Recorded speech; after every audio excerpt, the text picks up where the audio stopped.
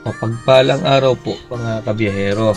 Yan, ako po ay nandito ngayon sa inyong harapan muli at ako po ay muling kumakatok sa inyong mga puso na sana po samahan niyo po ako at matulungan po natin si Bibi Joy.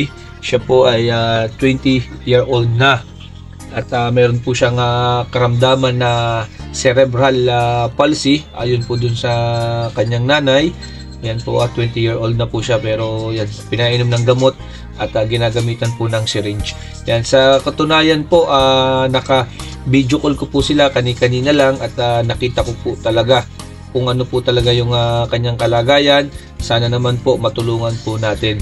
Sa mga nais pong tumulong, sa mga nais pong magpaabot ng tulong, i-comment ko po dito sa comment section na sana po matulungan po natin si Bibi Joy na taga Negros Occidental po.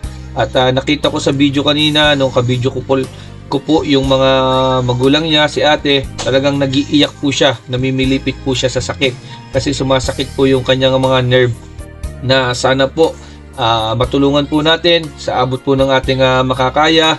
At wala naman po ito sa laki o liit ng halaga. Ang mahalaga po matulungan po natin na mabilhan po kahit ng gamot at saka mga vitamins, gatas si Bibi Joy po. Sana matulungan po natin. Maraming salamat po.